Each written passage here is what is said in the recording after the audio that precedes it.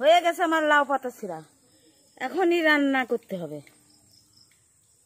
আমি লাউ শাকটা ধুয়ে নিচ্ছি, তাড়াতাড়ি করে ধুচ্ছি। আমার বৌমা রান্না করবে, রাত হয়ে গেল। ইলিশ মাছ মশলা দিয়ে আর হচ্ছে লাউ পাতা দিয়ে সেদ্ধ দেবে। বাপা রান্না হবে, আপনারা দেখতে থাকুন। মা তো লাউয়ের পাতাগুলো তুলে নিয়ে এসেছে অনেকগুলোই। তো আমি ভাবছি আজকে আমাদের হাট থেকে এই ইলিশ মাছগুলো এনেছে। ইলিশ মাছ দিয়ে লাউয়ের পাতা দিয়ে আমি একটা দারুণ স্বাদের ভাপা রেসিপি তৈরি করব। তাও আবার হাঁড়িতে ভাত রান্না করব, ওই ভাতের মধ্যে দিয়েই ভাপাটাকে করব। তো দেখতে থাকুন কিভাবে আমি ভাপাটা করি রান্না। চলুন তাহলে এখন কিছু মশলা আমি বেটে নেব। কিছু জিরে নিয়েছি, বেটে নেব ভালো করে। কিছু নিয়েছি ধনে, এটাও এর সঙ্গে দিয়ে দেব। কিছু আদা কুচি, আর কটা কাঁচা লঙ্কা আর শুকনো লঙ্কা দিয়ে একসঙ্গে বেটে নেব।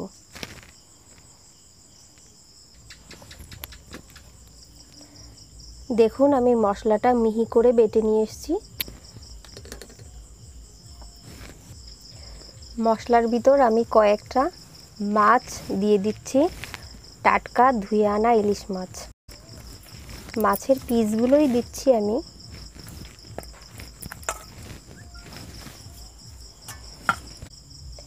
লবণ দিয়ে নেব,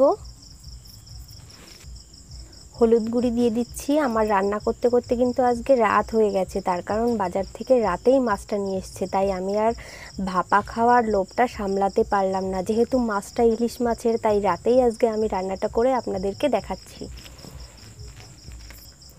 আমার ভিডিওটি আপনারা প্লিজ পুরো ভিডিওটি দেখবেন। এখন আমি দিয়ে দিচ্ছি মাছের উপরে খাঁটি সরিষার তেল, বেশ অনেকখানি কি দিয়ে দিচ্ছি।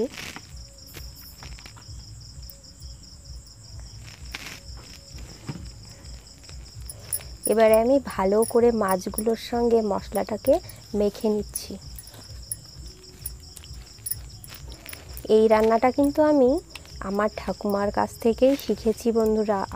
আপনারাও কিন্তু এইভাবে রান্না করে একবার হলেও খেয়ে দেখবেন, খুবই ভালো লাগবে। যারা খেয়েছেন তারা তো জানেনই এর স্বাদ কী, যারা খাননি তারা অবশ্যই একবার এইভাবে ট্রাই করবেন। আপনাদের আশা করি ভালো লাগবে।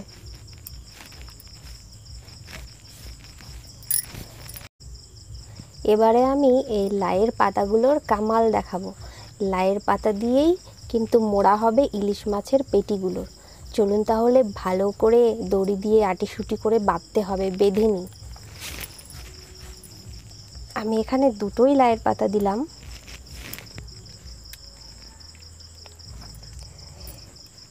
এবারে এই যে মাছের পেটিটাকে এইভাবে নিলাম, ঠিক এভাবে নিয়ে এখানে একটু আমি মশলা মাখানো গ্রেভিটা দিয়ে দিচ্ছি ওপরে।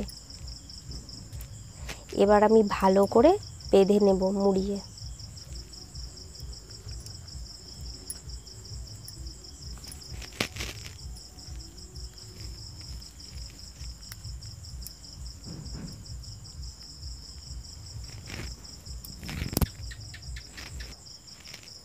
এই যে বন্ধুরা, এইভাবে বেঁধে নিতে হবে। ভালো করে গিঁট দিয়ে দিচ্ছি যাতে ছিঁড়ে মানে খুলে না যায়।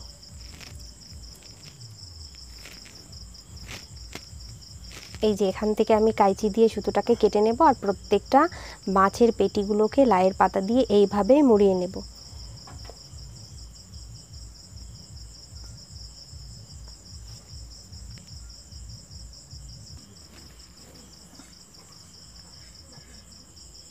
এই যে দেখুন সুন্দর করে ভালো করে দড়ি দিয়ে বেঁধে নিয়েছি। এরকম ভালো করে টাইট করে বাঁধতে হবে, তাতে ভাতের মধ্যে আবার ওই গ্রেভিটা ঢুকে গেলে মানে বেরিয়ে না যায়। তার জন্য এইভাবে আমি বেঁধে নিয়েছি। এই যে এই একইভাবে আরও কটা আমি ভালো করে লাউয়ের পাতার সঙ্গে জড়িয়ে বেঁধে নেব। সব মাছগুলোকে আমি লাউয়ের পাতার মধ্যে মুড়িয়ে বেঁধে নিয়েছি। এবারে আমি হাঁড়িতে চাল ফুটিয়ে নেব, তারপরে পুরো রান্নাটা দেখাবো, আপনারা পুরো ভিডিওটি দেখতে থাকুন। ভাতগুলো আমার দেখুন ভাত উতরিয়ে গেছে। এখন আমি ভাত উতরানোর পরে এই যে এক একটা করে লাউ পাতায় মোড়ানো ইলিশ মাছগুলো দিয়ে দিচ্ছি। এই ভাতের সঙ্গেই আমার ইলিশ মাছ ভাপাটাও হয়ে যাবে, সব কটাই ধরিয়ে দেব। এবারে আমি খুন্তি দিয়ে একটু ঠেসে ঠেসে দেব, তাতে তাড়াতাড়ি হয়ে যাবে। আর এই যে দেখুন ভাতগুলো অর্ধেক হয়ে গেছে প্রায় সিদ্ধ, আর একটু হলেই একসঙ্গে ভাত আর লাউ পাতায় ইলিশ মাছ ভাপা হয়ে যাবে। ঢাকনাটা দিয়ে ঢেকে রান্না করে নেব। এই যে দেখুন আমার ভাতগুলোর থেকে ফ্যান একদম ঝরা ঝরা হয়ে গেছে, আর ভাতটাও প্রায় হয়ে এসেছে। আর একটুখানি হবে, আর একটুখানি পরেই আমরা নামিয়ে নিলেই রেডি হয়ে যাবে ভাত, তার সঙ্গে ভাতের মধ্যে দেওয়া লাউয়ের পাতায় ইলিশ মাছ ভাপা।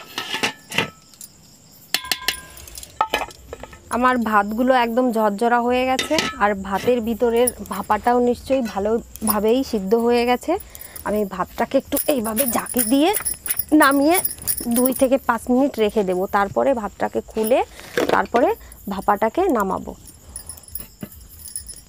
আপনারা তো দিনের বেলায় খেয়েছেন এই ভাপা রেসিপি করে, আমরা আজকে রাতে খাচ্ছি। রাতেও খেয়ে দেখবেন, মন্দ লাগবে না, ভালোই লাগবে আশা করি। এই যে আমি 5 থেকে 10 মিনিট হয়ে গেল ঢেকে রেখেছিলাম।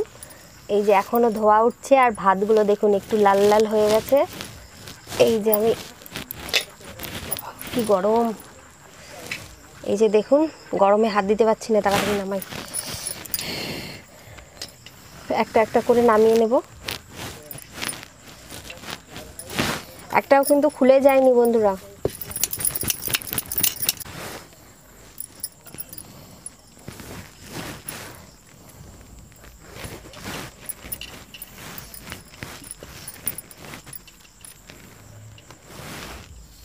এই যে দেখুন সবকটাই কিন্তু হয়ে গেছে পুরোপুরি, আর একটাও কিন্তু খুলে যায়নি। এই যে সবকটাই কিন্তু সুতো বাঁধাই আছে। এবার আমি সুতোগুলো খুলে আপনাদেরকে দেখাবো কেমন ভাপা হলো। আর ভাতগুলো দেখুন পুরো ঝরঝরা ভাত হয়েছে, রেশনের চালের ভাত এটা। আর একটু গ্রেভি পড়েছে, একটু তো পড়বেই বলুন। এই ভাত দিয়ে এত একটা মানে সেন্ট বেরোচ্ছে না, কেমন সেন্ট বেরোচ্ছে, খুবই সুন্দর। হ্যাঁ এই সেন্টেই মনে হচ্ছে আমাদের এক থালা ভাত খাওয়া হয়ে যাবে। ভাতটা ঢেকে রাখছি, এবারে আমি লাউয়ের পাতায় মোড়ানো ইলিশ মাছটা খুলবো। বাবা আমার তো বিশাল সেন্ট বেরোচ্ছে না? আমার তো এখনই খাইতে ইচ্ছে করছে। দাঁড়াও দাঁড়াও আগে খুলবো তো। বাবা কি গরম, অনেক সুতো লাগে, দেখো কত সুতো। এই যে সুতোটাকে আমি এখন সাইড করে দিচ্ছি।